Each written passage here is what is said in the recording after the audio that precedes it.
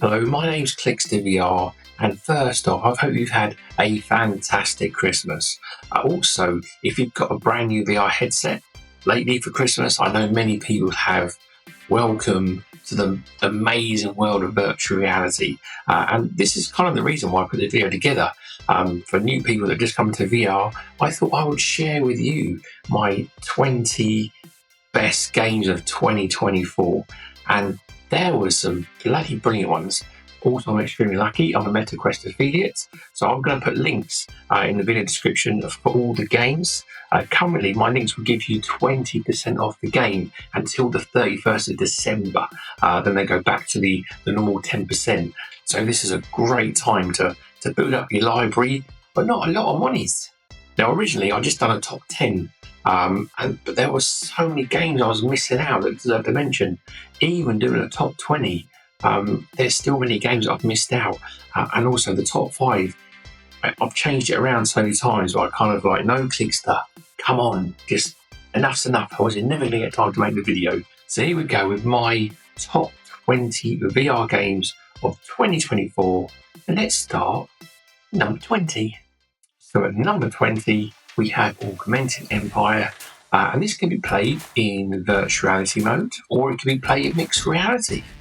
Now, it's an incredibly cool tabletop RPG, kind of turn-based combat style game.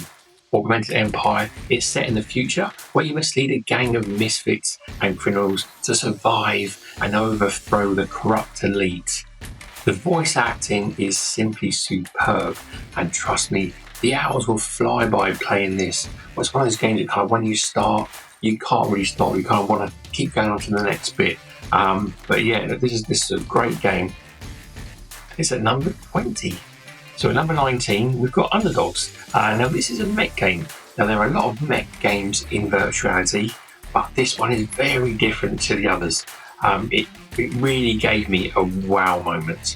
And that moment was when I moved my arm around, the mech would mimic my arm movements. So if I swung or did an uppercut, the mech would mimic me and also do those movements. It blew my mind, it really has. But yeah, the storyline goes, so basically the AI is taking over the world, but there's one city that's kind of protected from AI, and you and your brother, you want to get into the city, but to get in there, they don't let any Tom, Dick and Harry in. You've got to participate in the underground battles against hordes of enemy bots. It's a roguelike game. There's loads of weapons, loads of upgrades. I think it's about 130 items. And yeah, you can basically get all the weapons, get the power tools, and try and create the biggest, baddest mech in town. You're going to come across gangsters, psychos to hustle and deal with. And you just got to do what you got to do, and that's kick ass. At number 18, we have Tomb Explorer VR. Imagine Lara Croft and Indiana Jones sat down for a meal over a lovely glass of Chardonnay and came up with an idea for a game. This would be it. Tomb Explorer VR. It's a physics VR adventure where you explore ancient ruins, solve puzzles, and embark on quests to find treasures, relics, and artifacts. The game is stunning, very immersive. It will test your stamina, all the climbing and fighting that you need to do. Now go do your thing, Dr. Jones. At number 17, we've got Another Door escape room. Oh, I love an escape room. And this is a great escape room experience that can be played alone, which I did try for a few minutes. And then I was like, no, it's very scary. So then you play multiplayer, which is where the real fun lies. There were, I believe, 4 escape rooms, could be 5. I've done 2 of them. They are intense. They're very immersive, and there are lots and lots of scare jumps. The puzzles have got a good degree of difficulty.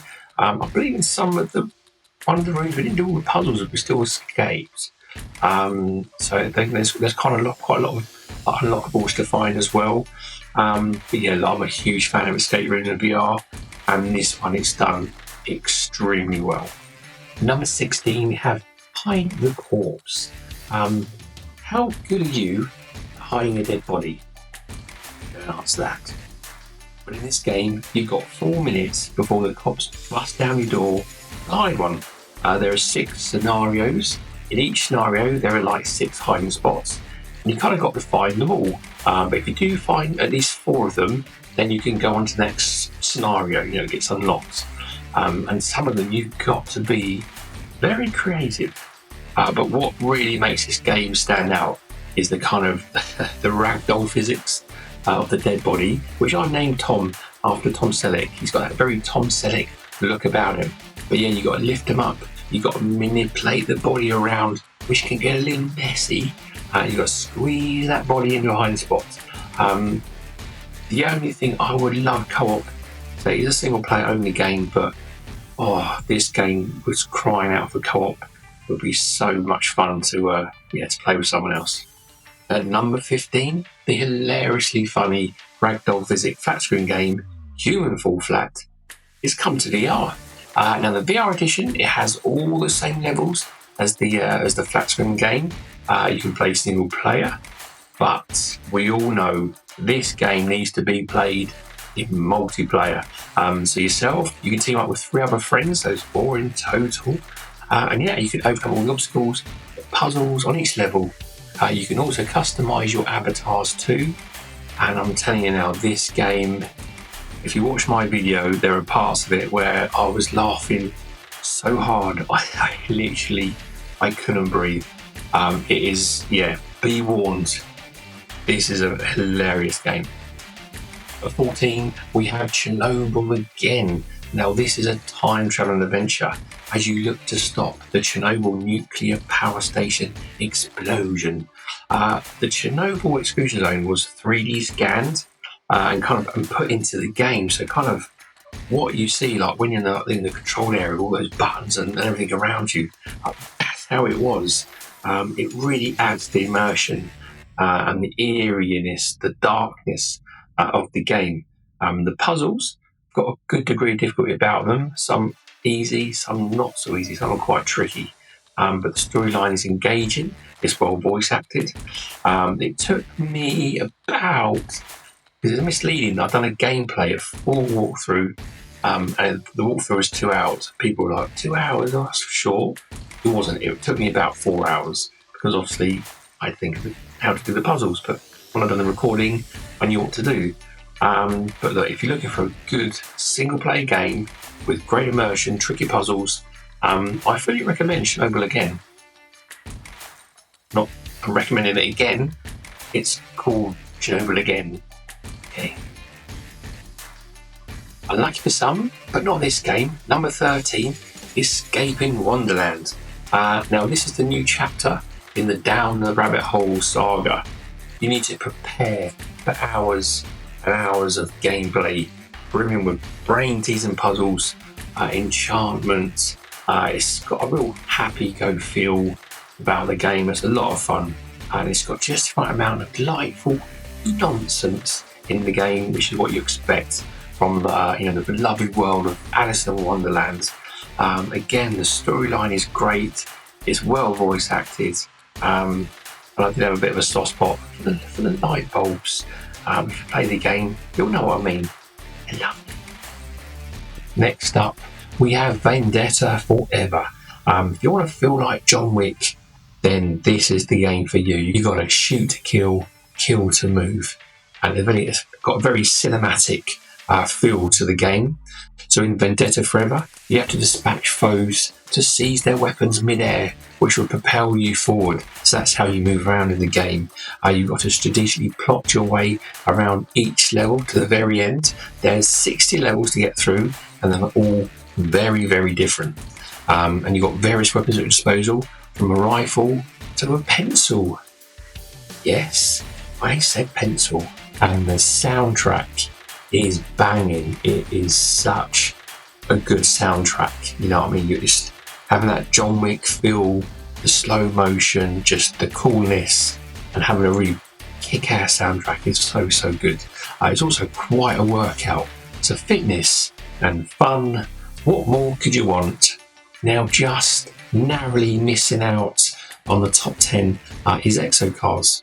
You've got to strap into your kind of buggy and you compete against real players in single and multiplayer competitions. Driving games must handle well, and this one does. The drifting is extremely cool.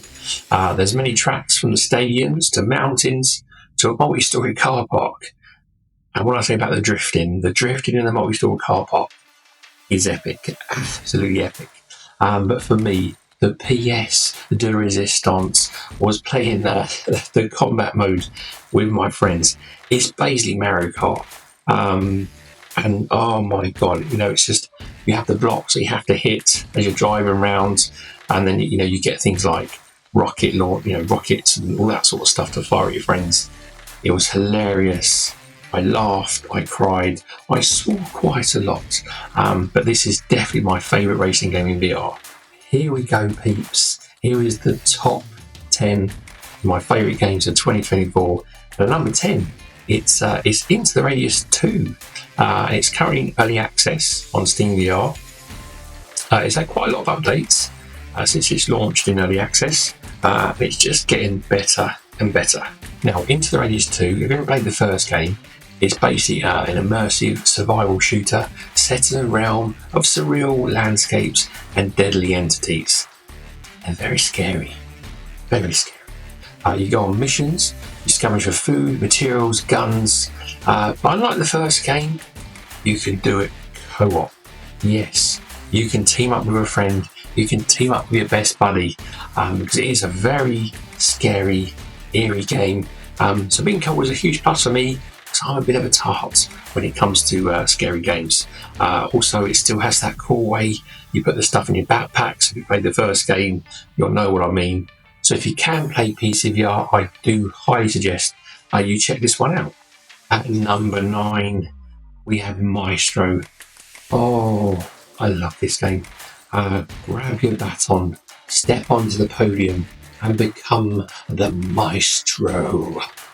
The game is truly remarkable as you use real conducting techniques like tempo, crescendo. Don't worry, there is a tutorial. I knew nothing about being a conductor, but the tutorial takes you through it, makes everything make sense. And yeah, basically, you kind of have to lead massive orchestras and you help them play through classic masterpieces like Beethoven's The Fifth Symphony and Tchaikovsky's Swan Lake. And then, yeah, once you finish, the audience will kind of let you know how you're done. They'll either throw roses at you or tomatoes. Tomatoes are not good. They stain your clothes, so just be warned. Also, there's just been a DLC release as well, which has got like the classic Harry Potter theme song, I think, and the song from Sorcerer's Apprentice, the Mickey Mouse one, and loads of other songs as well. So yeah, it really sounds like they've put a lot of extra content into this game. At number 8, we've got Madison VR. Imagine starting a game in a dark, eerie room, hands covered, dripping in blood, and a guy shouting at you through a locked door, trying to bang it down, wanting to get to you. That's just how it starts. That's Madison VR. And yeah, you play Luca, and you must undergo the brutal torment of Madison, which is a demonic force that compels you to continue a gory ritual that begun decades ago. This is the scariest game I've played. I'm nowhere near completing it because it's just that bloody scary. I actually thought I was doing okay. I thought I got quite far in it, and I've been told by friends that I'm not even got into it yet, and that it's going to get heaps scarier. So if you do buy this game, don't blame me if you get nightmares. Right? Just put it out there. At number 7, we've got Happy Funland. Oh my god, I love this game. I actually played through it twice. I loved it that much. It's done by Perp Games, the devs at the Madison. And yeah, it's just, I'm not sure if it's because, I love theme parks and I love Disney, and there are so many Disney references to in this game. It is also funny, it's very rude, and it has lots of jump scares. And basically the story is that you go out to check out an abandoned theme park in Florida, of all places. And yeah, there were many grisly events that happened at Happy Funland theme park, and it's your job to find out what happened. Uncover the dark secrets of the theme park. You get to ride many rides in this game. Some you'll know from Disney, but they do cause motion sickness. Just thought I'd let you know. I got quite dizzy on one of them. I didn't puke, close. But yeah, just let you know some of the rides that you go on. I think my favourite one was, it's not called Pirates of the Caribbean, it's called something else in the game. That was amazing. It's a Small World. Again, they got their version of It's a Small World of the game. Again, that's amazing. Like I said, if you love Disney, if you can put up with the rudeness of this game, you're going to love it. And number 6, the House of Da Vinci. This game came out of nowhere. And also, I didn't realise it was a flat screen game that's been sort of like ported to VR. And also, it's part of a trilogy. So I'm really hoping the devs make the other 2 games. The House of Da Vinci is an unbelievably good puzzle adventure. Like seriously, the puzzles and what they do, it's like you're in a medieval version of Tony Stark's house. And basically, you play as Da Vinci's apprentice, and he's disappeared. He's vanished, and you've got to find out what's happened to him. And I'll tell you, these puzzles, they will test your skills, your problem solving, to get out of these like immersive like escape rooms that Da Vinci's built. And many of the challenges are actually based around Da Vinci's actual inventions. This for me, this is a must-own game for any VR user. We're into the top 5. Until about 8 weeks ago, Max Mustard was probably going to be my game of the year. So now coming at number 5, it shows you what an epic end to year it's been for VR gaming. Max Mustard's a 3D platform game that, as I was playing it, I'm playing to myself and I'm like, oh, wow, this is like Mario. Wow, this is like Sonic. This is like Crash Bandicoot. Like, it gave me so many cool retro vibes of games I used to play as a kid.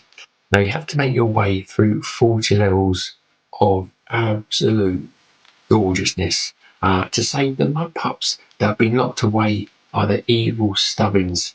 Each level, you think there's 40 of them, but they're so different. Everyone is so different with new mechanics, theming, physics. Like, seriously, once you start playing, you won't be able to stop. This is a gem of a game.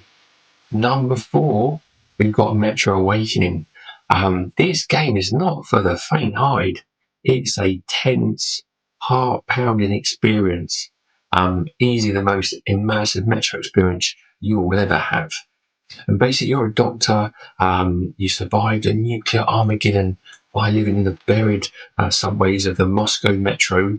Your wife is down there with you. She's extremely ill, and you kind of need to go on a mission to find the medication that she needs to keep her alive, basically. You've got great arsenal weapons to use, and you're going to need them because you come up against some bandits, mutants, spiders, lots of spiders, big spiders that jump on your face. But this is a great survival game. It looks stunning, and it's another must buy. Number 3, who would have thought? Action Hero. If you are a fan of Super Hot, you must buy this. If you love VR, you must buy this. If you have a pulse, you must buy this. This game came out of nowhere and gave me a big kick in the old crown jewelies. You will feel like an action hero playing this game as you make your way through 5 action-packed movies fighting dinosaurs, ninjas, robots, big bad bosses. Oh, it's so good. Now, time moves incredibly slow, and only kind of moves kind of when you move. You can do the old slow motion matrix as you arch your back and let the bullet pass you by. As a velociraptor comes jumping towards you, you can punch him right in the old ghoulies. It's an incredible feeling. Not his ghoulies. The game, Action Hero, will give even veteran users of VR like myself an unforgettable experience. At number 2, we have Skydance Behemoth. Now, honestly, Behemoth is a good game. It looks nice. It's got nice combat. It's a good storyline. It's got a lot of gameplay for your money. But the reason why it's at number 2 is because there is 2 unforgettable things that happen in this game. Wow moments, as I like to call them. The first wow moment is when you see a behemoth for the first time. Now, with a VR headset, you're looking up at this huge monster that's over like 100 feet tall is breathtaking. The size, the scale of these things, it will literally make your hairs on the back of your neck stand up. Secondly, is the boss fight. The second boss fight, the second behemoth that you come against. It is the best, I don't want to give you any spoilers, but it's the best boss fight I've ever had in VR. The best boss fight I've ever had in flat screen. In gaming in general, it's the best boss fight I've ever had in gaming in general. It was unbelievable. And those 2 things, just the sheer scale of the game with behemoths and that boss fight, that is why this game is number 2. At number 1, at numero uno, and I'm not breaking any molds here, but Batman Arkham Shadow is my VR game of the year. The Camouflage devs literally pushed the Quest 3 to its limits to give us the perfect game. I lost count with how many times my headset died on battery playing Batman. For a game to give you so much anger and adrenaline when fighting and trying to interrogate someone to spill information was unbelievable. Like you're grabbing the guy and you've got to punch him, and like the built up just tension, you just want to just bash the shit out of him. It's just like, wow, why am I feeling like this? The story was worthy of an Oscar. The voice acting was worthy of an Oscar. The way the game looked, played, and headset was mind-boggling. Never did I think a game would look this good on a standalone headset. The combat, you felt like you were actually in a proper punch-up. And add to that all the gadgets, the gizmos, obviously, that Batman has, the skill tree to level things up. Batman has really shown the whole world just why people like myself have fallen in love with VR. And VR, when done well, can give you emotions and feelings that you just wouldn't get in gaming, flat screen gaming, handheld gaming. And that's why, thank you, Batman. You know what I mean? Just, you had the whole world was talking about Batman. There were flat screen game channels on YouTube, talking about this game. It's amazing. And yeah, just well done, Camouflage. Like, well done. But yeah, look, that is my 2024 top 20 VR games of the year. Yeah, like I said, there's going to be links in the video description to all the games. They would currently give you 20% off the game, and that's only until the 31st of December. So then they go down to 10%. So if you've got a little bit of Christmas money saved up, want to buy some games, hopefully this has helped you out. But thank you for watching. Probably the next video is going to be in the new year. I'm going to have a few days off now, but look, I see you before and then. Have a great new year, and I'm so excited to see what VR comes in 2025. See you later, peeps.